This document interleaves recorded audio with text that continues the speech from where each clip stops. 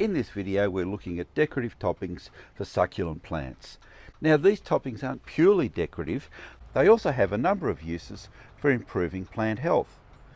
There's a whole range of different toppings that you can use, some you can buy, some you can find yourself. So let's take a look. So James, I can see here that there's a whole range of toppings that you're using with these different succulents. Why should we be using a topping with our succulents? Well, there are several reasons. One of the primary ones, I think, is show and display. We're trying to maybe emulate some of the gravels that they might live in their natural environment.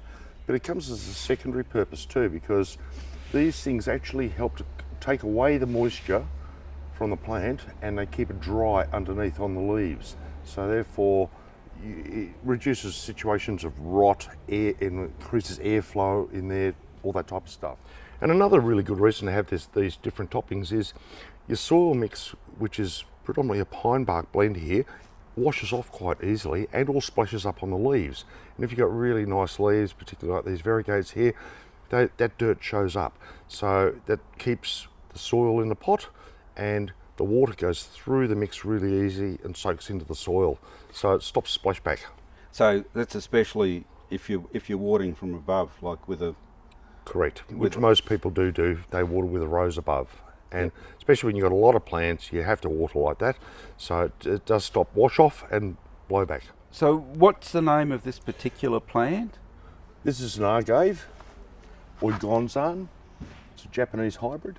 And this is stone that we got from a friend in Queensland. When she comes down here to buy plants, she brings me some bags of this down. And I particularly like this one because I do like the sort of, I don't know, goldeny colours in it. And it's very natural, sort of like a type of river stone. So it's actually, I like that one. So if we move on to this plant here, which is... Yeah, this is one of the echeveras. And this has actually got diatomite on it, which is a tonic sort of a rock. It sort of absorbs moisture and minerals and elements, but also purifies. So it actually operates a little bit like charcoal. A lot of people use this. It's a bit expensive, but they use it in their mix, and it's a really good purifier for the plant. Okay, and we've got another echevera here, which is... This is cuspidata, cross ebony. It's a beautiful plant.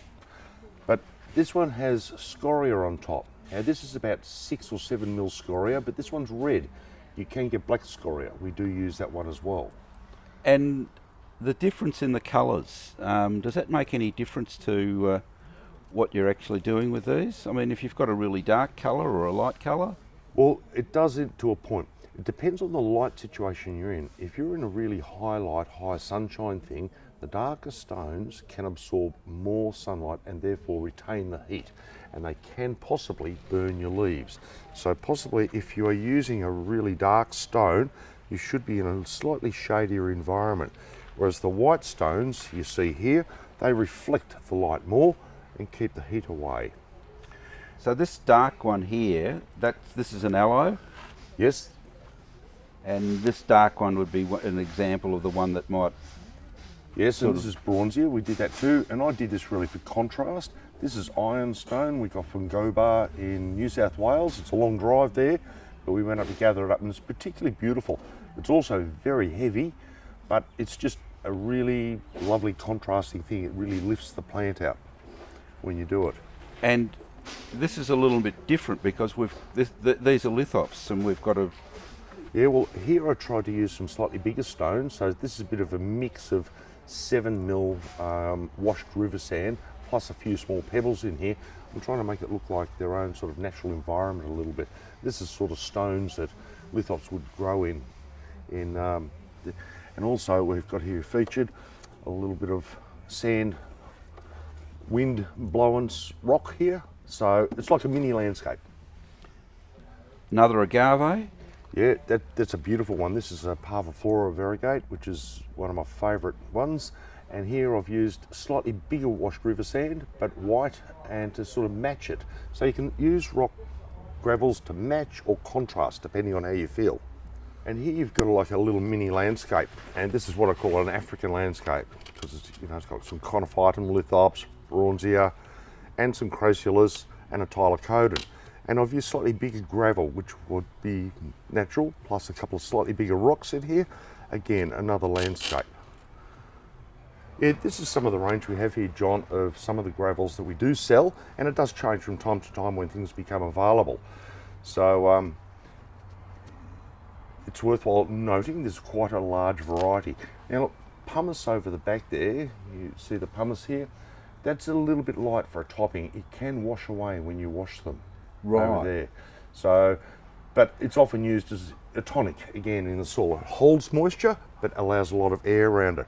And what I'll do, John, I'll just water these, and I'll give them water, show you what they look like when they're wetted. This one here, what's this one? Okay, that's what the Chinese call my fun, but really it's decomposed granite. Right, that's what they look like.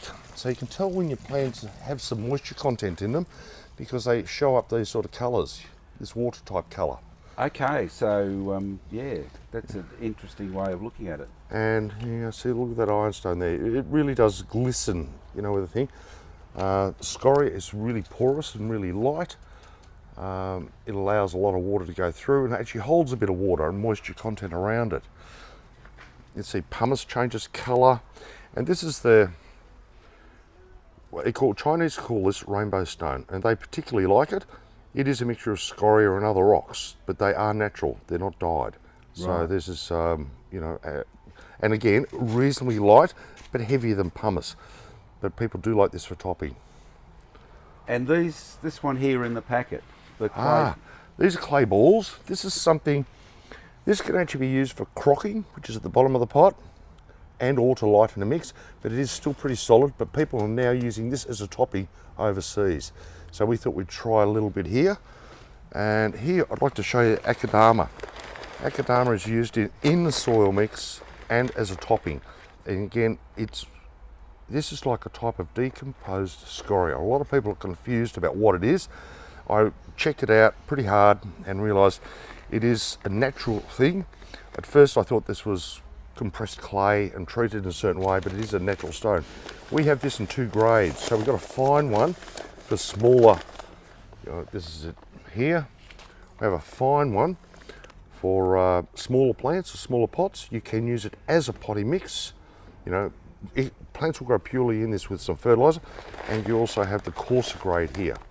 So in Japan, they do use this as a growing medium for some plants. They do, definitely. And, you know, bonsai type plants, that type of thing. It is used, I've seen it grown for specimen plants, just pure, and they grow beautiful root systems in it. So there's a whole range of topping media that you can use.